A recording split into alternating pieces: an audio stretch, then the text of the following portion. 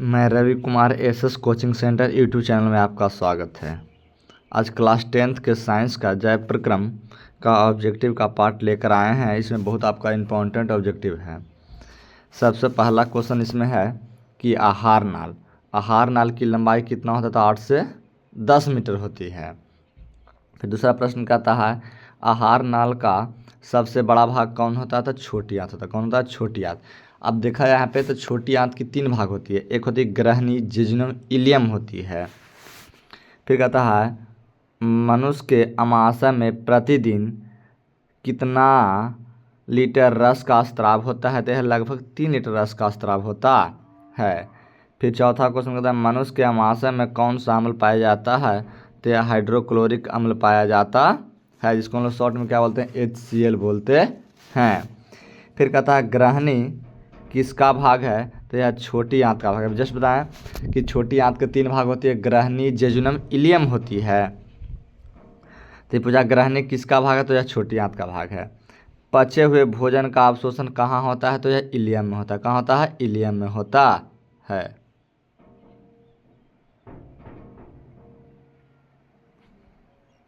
अगला है, सुनिए, आगे कहता है कि छोटी आंत और बड़ी आंत के जोड़ पर एक छोटी सी नली होती है, जिसे हम लोग क्या कहते हैं? तो सिक्कम कहते हैं। क्या कहते हैं? सिक्कम कहते हैं। यही देखिए।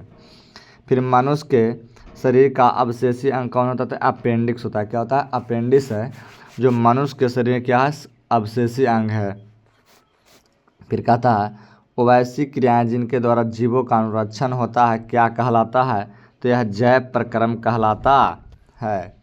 फिर कहता है ऐसे पौधे जो पोषण के लिए सड़ी गली चीज़ों पर आश्रित रहता है उसे क्या कहते हैं? तो मृतजीवी पोषण कहते हैं। क्या कहते हैं? उसे मृतजीवी पोषण कहते हैं। फिर कहता है प्रकाश संश्लेषण अंगक क्या है? तो हरित लवा को हम लोग क्या कहते हैं? प्रकाश संश्लेषण अंगक कहते हैं। फिर आपसे क्वेश्चन है प्रकाश संश्लेषी अंग कौन है? तो यह पत्ता है। कौन है? पत्ता है। फिर वायुमंडल में कार्बन डाइऑक्साइड की मात्रा CO2 की मात्रा 0.03% होती है। तो इसके बाद आगे है,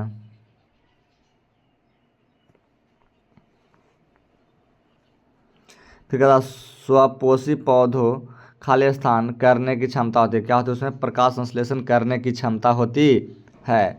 फिर कहता ऑक्सीजन, कहता कि ऑक्सीजन युक्त रक्त को ले जाया जाता है। तो कहाँ ले जाया जाता है? तो धमनी में ले जाता है। कहाँ ले जाता है? धमनी में ले जाया जाता है। फिर कहता है हीमोग्लोबिन ऑक्सीजन से संयोग करके क्या बनाता है? ऑक्सी हीमोग्लोबिन बनाता है। जब हीमोग्लोबिन है, जब ऑक्सीजन से अभिक्रिया करेगा तो क्या बनाएगा? ऑक्सी हीमोग्लोबिन बनाएगा। फिर कार्बन डाइऑक्साइड है जो हीमोग्लोबिन से अभिक्रिया यानी संयोग कर कर क्या बनाता है? तो कार्बोक्सी हीमोग्लोबिन बनाता है। क्या बनाता है? Carboxy haemoglobin. किसका उपयोग कोशिका ऊर्जा उत्पादन के लिए होता है? तो ग्लूकोज का होता है। किसका होता है? ग्लूकोज का होता है। अब दांत के सबसे ऊपरी परत को हम लोग क्या बोलते हैं? इनामेल बोलते हैं। और दांत आपकी 4 प्रकार की होती है। किस प्रकार? 4 प्रकार की होती है। आपका होता है इंसाइजर होता है, प्रीमोलर होता है, मोलर होता है, एक रदनक होता है। आपका देखा जाए मानव आहार नाल का सबसे लंबा भाग कौन सा? छोटी आंत होती है। क्या होती है? छोटी आंत। न्यूक्लियस शब्द किसके द्वारा खोजा गया था? रॉबर्ट ब्राउन के द्वारा खोजा गया है। पौधे में भोजन किस रूप में जमा रहता है? तो स्टार्च या मंड के रूप में जमा रहता है। फिर कहता है पौधा और पशुओं की कोशिकाओं का वैज्ञानिक अध्ययन क्या कहलाता है? तो कोशिका विज्ञान कहलाता है। अब देखा जाए यहाँ पे, फिर कहता है कि पीत रस कहाँ से स्राव होता है? तो यकृत से होता है। कहाँ से होता है? यकृत से होता है। फिर कहता है ट्रिप्सन नामक एंजाइम कहाँ से होता है? तो यह प्रोटीन से होता है। कहाँ से होता है? प्रोटीन का पाचन करता है। ट्रिप्सन नामक एंजाइम का कार्य क्या है? प्रोटीन का पाचन करना होता है। अब देखा जाए इसका सेकंड पार्ट है 26 से 45 तक ऑब्जेक्टिव हम लोग देखेंगे। इसमें आपको कहता है, ध्यान दिया जाए, कहता है मुख गुहा के में आहार का कौन सा भाग पाचन होता है? तो कार्बोहाइड्रेट होता है। हरे पौधे होते हैं तो क्या होते हैं? या स्वपोषित होते हैं। स्वपोषी होते हैं। स्वपोषी उसको कहते हैं जो भोजन अपना खुद बनाता है। स्वपोषी पोषण के लिए क्या आवश्यक है? तो खनिज लवण कहिए या जल कहिए या पानी कहिए। फिर सूर्य का प्रकाश है, कार्बन डाइऑक्साइड है, वो क्या होता है? क्लोरोफिल होता है। किसकी उपस्थिति के कारण पौधे का रंग हरा होता है? तो यह क्लोरोफिल के कारण पौधे के रंग क्या होता है? हरा होता है। हाइड्रा में क्या पाया जाता है? तो स्पर्शक पाया जाता है।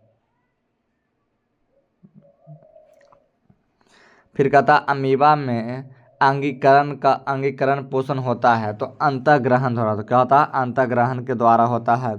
अमीबा अपना भोजन कैसे पकड़ता था? कुटपाद के द्वारा पकड़ता है। फिर कहता कौन सा एंजाइम वसा क्रिया कराता है? तो यह लाइपेज कराता है। कौन कराता है? लाइपेज कराता है। आयोडीन की कमी से कौन सा रोग होता है? तो घेंघा नामक रोग होता है। जब आयोडीन की कमी होगा तो आपको शरीर में कौन सा रोग होगा? घेंघा नामक रोग होगा। फिर कहता कवक में पोषण की कौन सी विधि होती है? तो यह मृतजीवी होती है। क्या होती है? मृतजीवी होती है। दांत को साफ करने के लिए टूथपेस्ट प्राय होते हैं, तो क्या होते हैं? क्षारीय। अब क्षारीय हम लोग उसको कहते हैं जिसका pH मान 7 से अधिक होता है, उसको क्षारीय कहते हैं। 7 से कम होता है उसको अम्लीय कहते हैं। 7 के बराबर उसको हम लोग क्या कहते हैं? उदासीन कहते हैं। फिर कहता है कौन सा उभयलिंगी जंतु है? तो केंचुआ। कौन है? केंचुआ। अब केंचुआ को हम लोग क्या कहते हैं? किसानों का मित्र कहा जाता है, क्योंकि इसको इसलिए कहा जाता है क्योंकि खेत की उर्वरक शक्ति को बनाए रखता है।